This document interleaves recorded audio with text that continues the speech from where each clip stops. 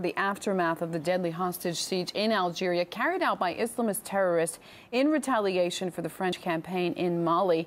Live to a former British ambassador to Algeria, Graham Ham joins us from London. Thank you for being with us, Ambassador. Several British civilians were among those killed during the gas plant takeover. Will Britain continue, do you think, to support the French intervention in Mali despite the threats of more attacks?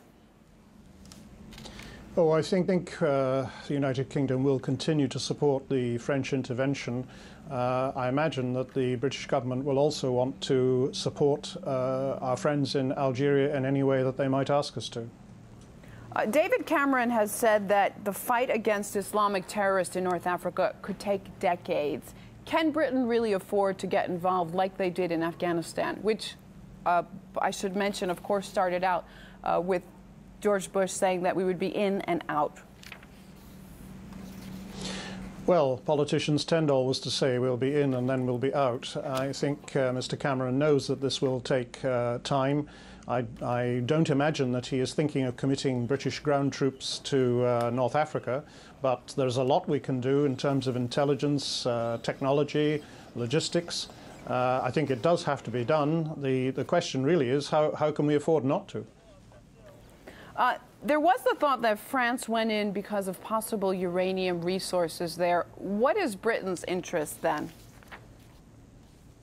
Well, I think Britain's interest is in having stability on the if you like, the southern flank of NATO, just across the Mediterranean from Western Europe. I don't accept these conspiracy theories about minerals. I think it's really about knowing that we have stable neighbours. Stable neighbors, but at the same time, Britain openly backs rebels who are known to have sort of attachments to Al-Qaeda and other Islamist groups there. So where then is the consistency? Sorry, what rebel groups are those? In Syria. Ah, yes. It's the same region, and you're saying that's more of a geopolitical in terms of security and not resources. So where then? Why yes in Syria, no in Algeria and Mali?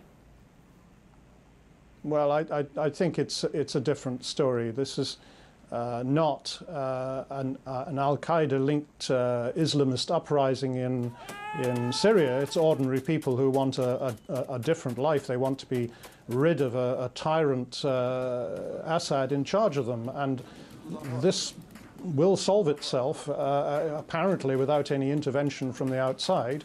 I think the story in Mali is completely different.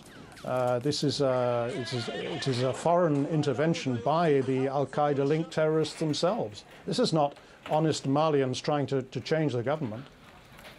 What about the reports that we're hearing about where some of these Islamists in Algeria, if we could move to there in the hostage crisis, where they got their weapons from? Because there are reports, and it's sort of known by critics, that those weapons came from Libya and the attempts there to push out Gaddafi. Gaddafi went, there were arsenals there, and all of these weapons flowing into the region in neighboring countries.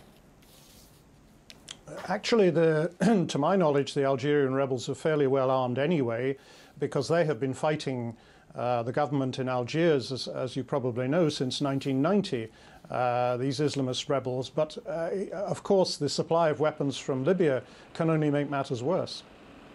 The UK says there won't be any British boots on the ground, so to say, but we've already seen footage of armed British soldiers on UK cargo planes flying French hardware to Mali. Is there a feeling that London might not be coming clean about all the facts? Oh, I think, in a democracy, people have to come clean. It's clear that you don't send your aeroplanes into a war zone without ensuring they have some sort of protection. So there will be people on board who are armed. But that's a whole different thing to having fighting on the ground with an organized and large body of troops. Returning to David Cameron and him saying that this could take decades, years certainly, kind of this overall fight against Islamists in North Africa, West Africa, in the entire region. If we look at the U.S. and their war against terror and how Washington sort of moved on to passing laws that would allow for measures such as wiretapping and indefinite detention without charge or trial. Are there any fears the same could happen in Europe if this Islamist threat does escalate, as is being predicted by officials like David Cameron? This is a very hard question to answer. I think it's a good question. You know, if you get into a situation where your existence is threatened, then I think certain democratic rights may have to go by the board. That was certainly true during the Second World War.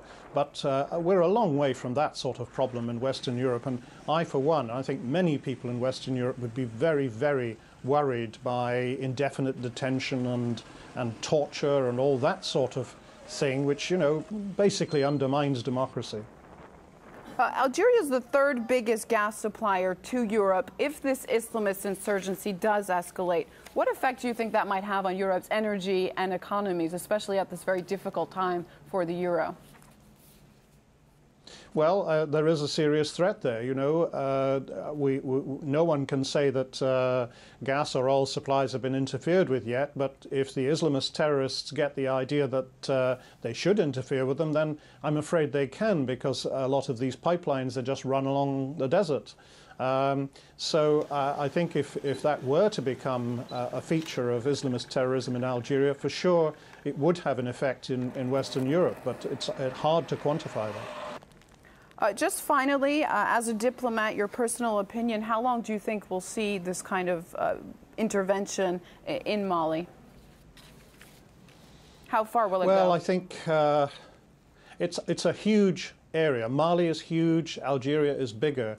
There's a lot of places for insurgents, terrorists, call them what you will, to hide. I think this will take years. I don't know if Mr. Cameron's 10 years is pessimistic or optimistic, but I would say years. All right, live from London, former British ambassador to Algeria joining us, Graham Ham. Thank you very much for your time. Thank you.